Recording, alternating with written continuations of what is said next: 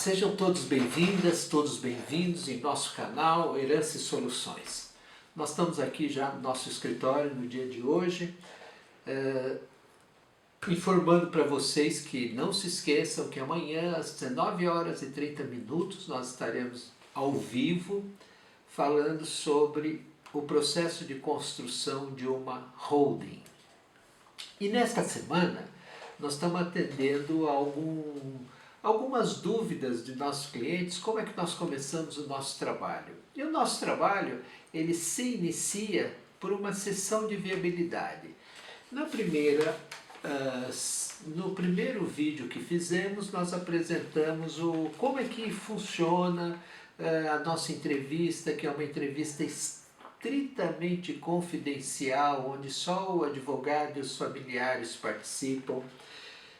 Depois nós abordamos o tema de como é a estrutura familiar, de como ela funciona, como é que são as interligações entre todos os membros desta família, quais são o regime de casamento, enfim. E hoje, como nós estamos falando de uma holding, a holding ela tem um objetivo claro, que ela visa os interesses patrimoniais. E esses interesses patrimoniais eles vão ter, dentro do planejamento, dois objetivos: uma sucessão e uma proteção deste patrimônio.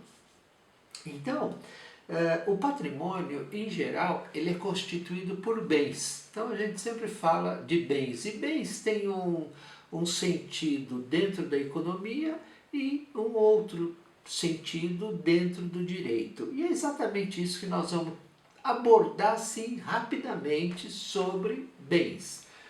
Então, nós temos o mais conhecido, que são os bens imóveis.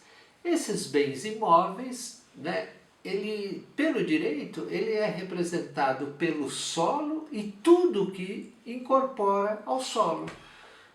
Um exemplo comum: nós temos uma casa, esta casa está em um terreno e em cima do terreno tem a construção. Isto é considerado como um bem imóvel. Outra coisa que poucas pessoas sabem, isso tem um reflexo quando a gente está construindo uma holding, que são as edificações que for separada do solo e removida para outro lugar. Aqui no Brasil não é muito comum a transferência de casa como nos Estados Unidos. A gente costuma ver lá nas estradas caminhões carregando casas que está saindo de uma localidade e indo para outra. Pelo direito, esta construção em remoção também é considerado um bem imóvel. Outra coisa que é considerado como um bem imóvel são os materiais separados de um prédio, e que depois eles estão separados provisoriamente, mas que depois eles vão restituir para este prédio, será nele incorporado. Então, isto também tem implicação na construção de uma holding como bens imóveis. Aí nós temos os bens móveis. Bens móveis é simples, é todos aqueles que se movimentam, ou propriamente, ou através de uma energia que a gente aplica nele. Um exemplo de bem imóvel são as energias que têm valor econômico.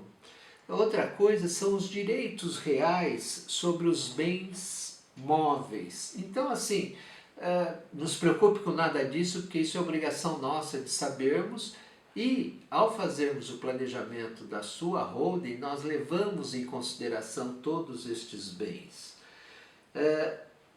Outros bens que é comum, não sei se vocês já ouviram falar, nos bens fungíveis. Bens fungíveis é aquele que pode ser substituído por um outro na mesma espécie, qualidade e quantidade. Temos também os bens divisíveis, que é aqueles que podem ser divididos sem sofrer alteração na sua substância. E para finalizar, o bem coletivo. Quando nós construímos uma holding, tudo que estará dentro dela terá a conotação de um bem coletivo, porque é exatamente isto que representará o patrimônio desta holding. Espero ter sido usado muito juridiquês para vocês.